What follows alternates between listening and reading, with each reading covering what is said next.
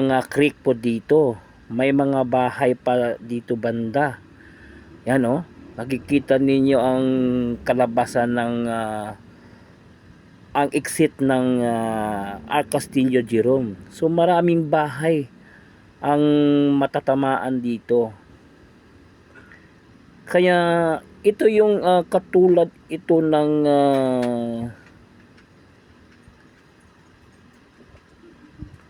Rojas ang sitwasyon dito sa may R. Castillo Jerome. Yan o, makikita po ninyo na hindi lang basta bahay, mayroong pang mga gusali, naka second floor, third floor pa. So ito pahirapan dito banda, medyo. So ito na po yung R. Castillo galing ng Duterte at Alvarado General Hospital at San Juan. Ito po yung kuha po natin kahapon, no? Naka-espalto na po yun dito banda. Yan, no? Nakikita po natin.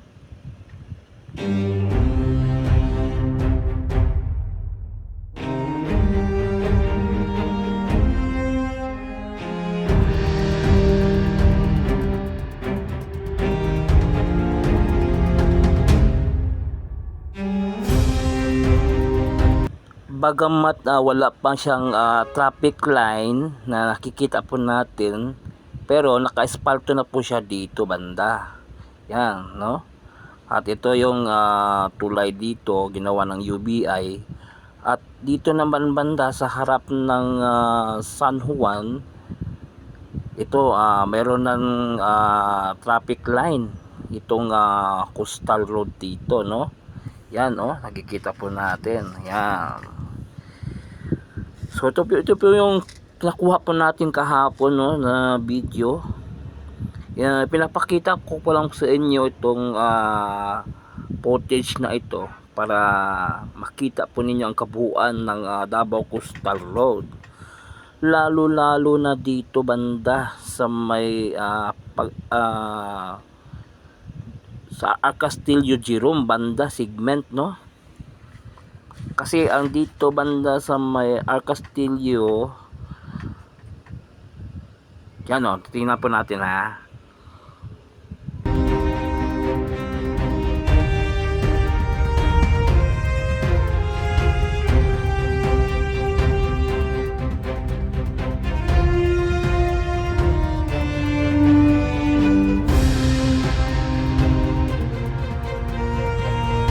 So dito banda, ongoing na yung construction dito. Ito yung paliko na patungong Jerome R. Castillo. At dito may nakikita po tayong may girder kinabit po dito banda. Kasi may tulay po dito para yung dagat makapasok dito sa may San Juan. So ito yung problem dito sa may R. Castillo Jerome. Yan oh. May mga creek po dito. May mga bahay pa dito banda. Yan oh. Nakikita ninyo ang kalabasan ng ang exit ng R. Castillo Jerome. So maraming bahay ang matatamaan dito. Kaya ito yung katulad ito ng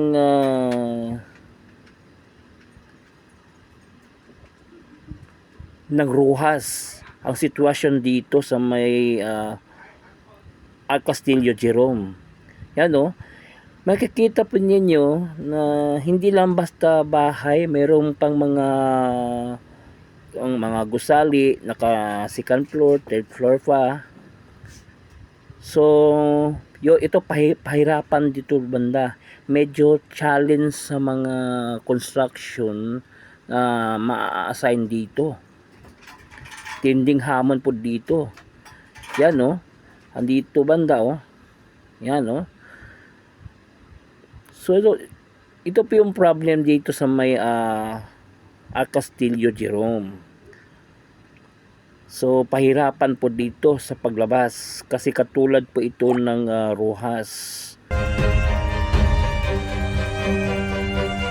So dito banda nakaland na po yung coastal road dito, nakatap na po yung coastal road dito sa Arcastillo Jerome.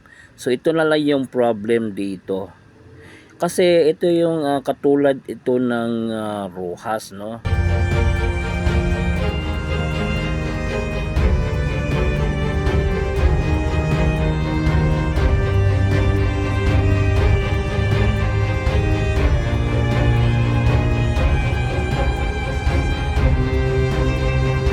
Ito yung Rojas. Tingnan nyo ang Rojas, oh. Ito yung mabuti na lang yung Rojas, okay na, maganda na yung kalabasan dito. Itong exit point, oh. Malinis na, wala nang mga bahay at naka bricks na yung bawat gilid ng Rojas extension.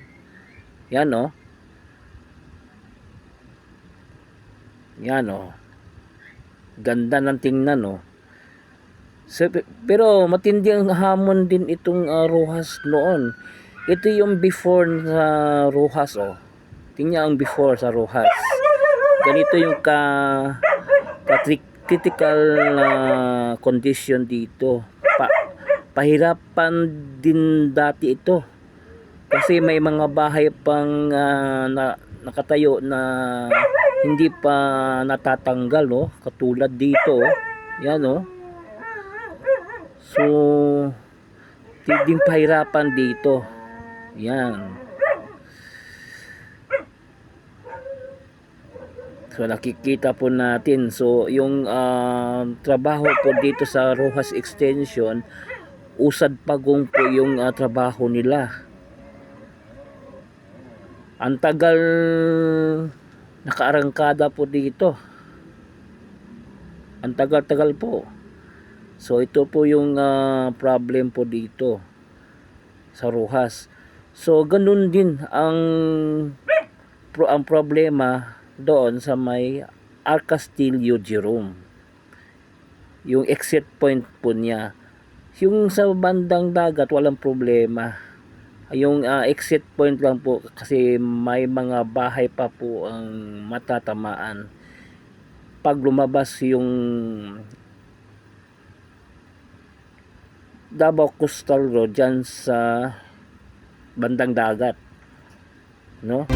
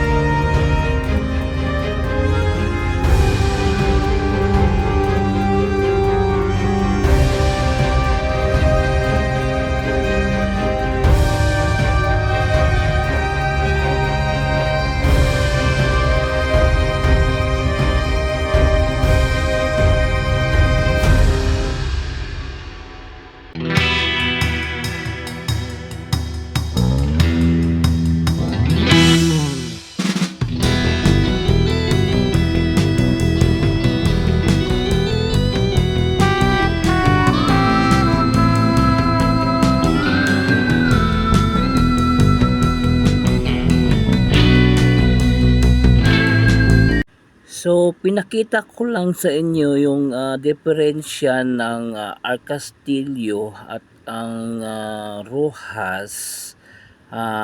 Yung situation niya, may mga creek din dito. Ito yung problem dito sa paglabas ng Davao Coastal Road dito sa may Arcastillo Jerome. So ito po yung problem po dito, ang daming isi-settle na mga bahay. So, yung coastal road walang problema ang banda. Ang ang paglabas lang, ito pa lang yung hahamon sa construction po dito. Matinding challenge po ang dito banda. Yan. Okay.